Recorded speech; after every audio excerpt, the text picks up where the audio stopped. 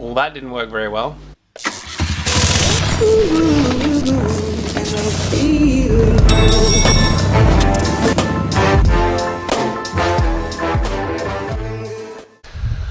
Alright, I just want to say I have a pretty amazing wife. I have been away and it was my birthday while I was away, but I got home and as I got home and opened my garage door, I came home to a present, actually 2 presents that she bought me.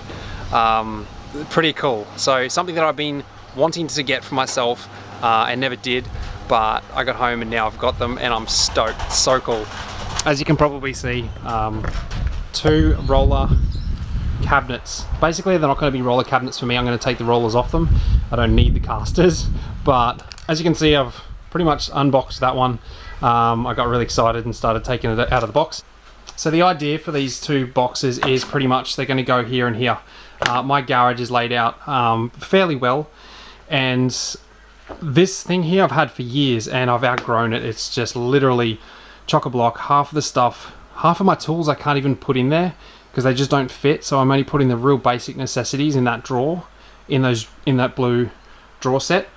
So I'm putting obviously one here and one here, and I'm going to lay them out with all the main tools that I use, easy accessible. So my garage is laid out fairly well, and all of the main stuff that I use is in these 2 pretty much main shelves. Anything that I get to often but don't necessarily need to get too much is either in that bottom shelf there or the next one up, which is that one. And the deep storage is pretty much just at the very top. So I put all of my things that I want to keep, but I don't necessarily need to ever get to very often. Like even my camping stuff is up on that one there. And that's how I've laid out the garage.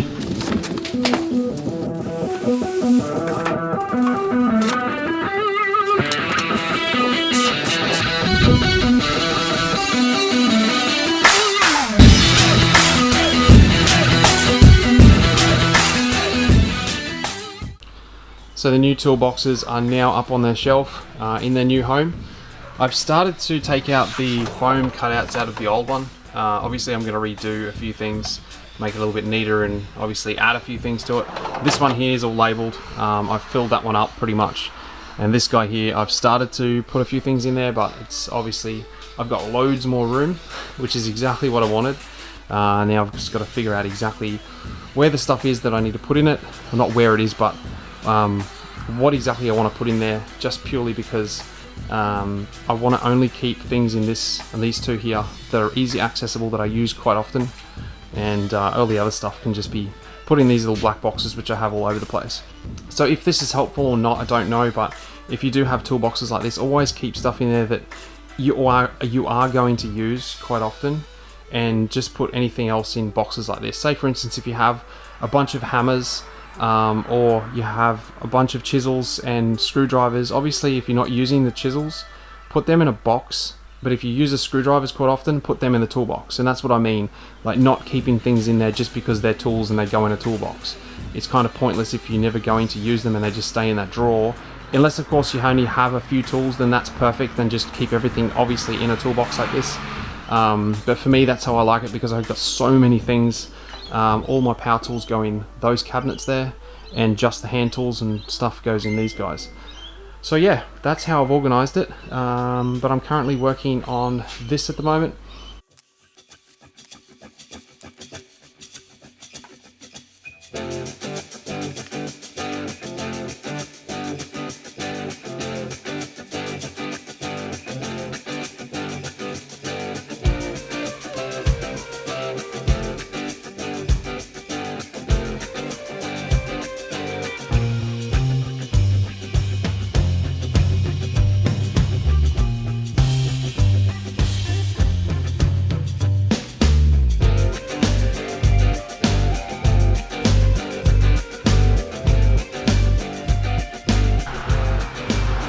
So what I did was I grabbed a piece of foam that's just sitting there at the moment, just to try and get an idea on how this is going to look with that piece of foam on it.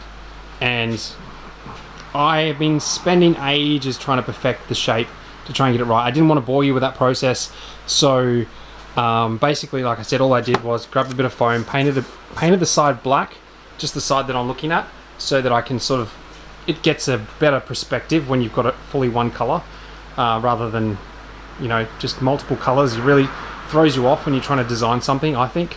And I also got that bit of foam, that big sheet of foam that's here.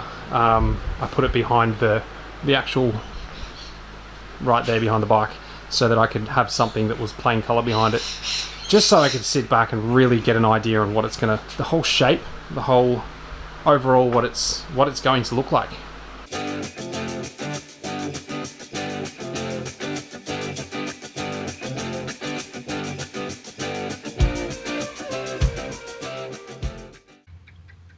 So now that I'm happy with the overall shape of this hump, I'm going to cut it out of a bit of MDF, commonly known as craftwood, 4mm this is, and I'm going to basically glue this in between all of the foam pieces, and this will be my template as to what it will end up like in the end.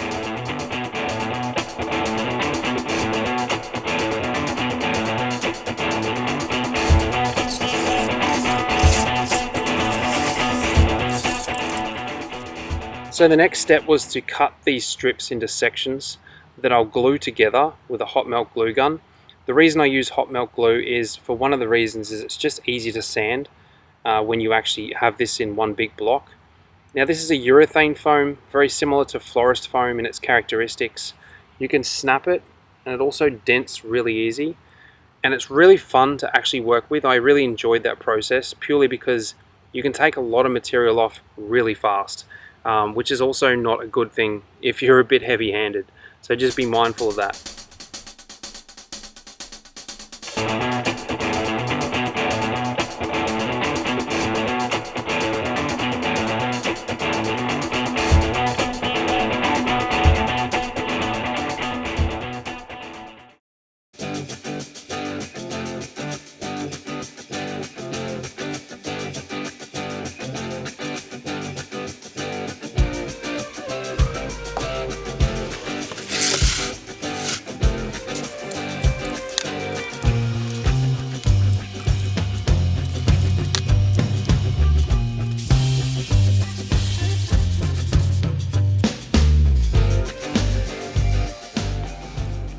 Well, that didn't work very well. The electric carving knife doesn't go through this stuff like it does with the other foam.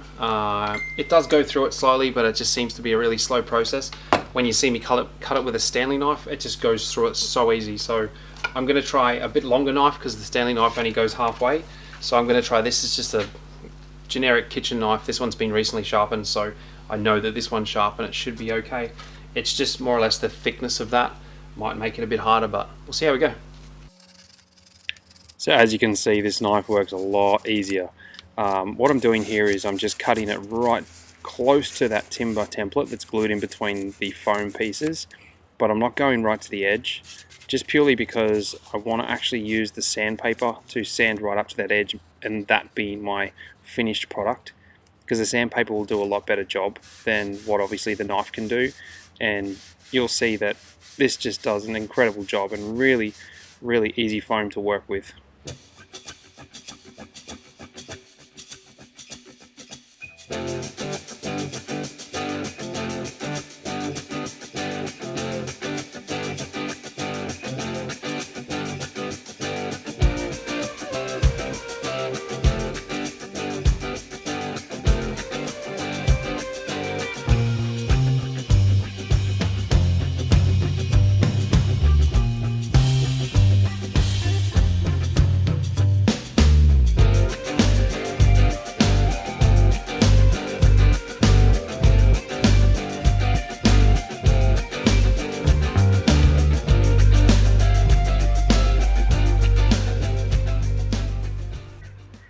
So I put a lot of thought into the process before started building this hump, and one of the things that I really wanted to do was to try and use as minimal power tools as possible.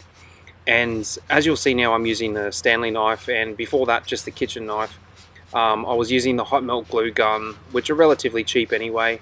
I'm using a rasp when I'm actually carving this. A rasp is like, basically, if you don't know, it's like a file but made for carving wood, so it's really aggressive. However, it worked really well on this foam.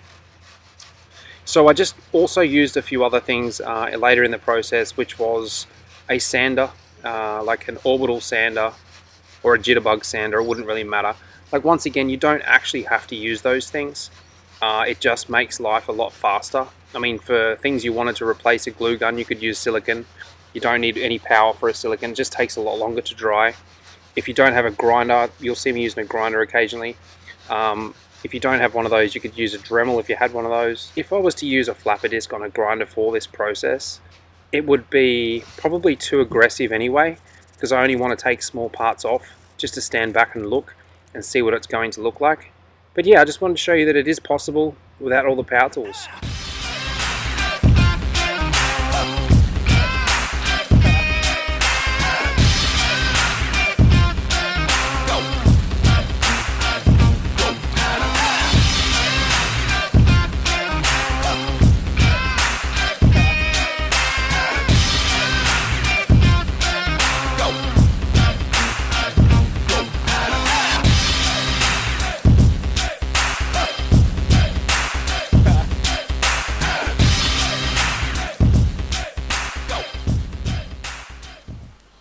What I've done here is, rather than just have a round hump, I've taken the shape of the tank a little bit and just tried to keep that line a little bit more into the hump. So I've made it a little bit more sharp than what it would normally be. As you can see, the red line is where the roundness was, and then I've kind of made it a little bit, not that it really makes that much difference, but when you stand back, look at it from behind or the side, it gives it a little bit more of an aggressive look to match the tank.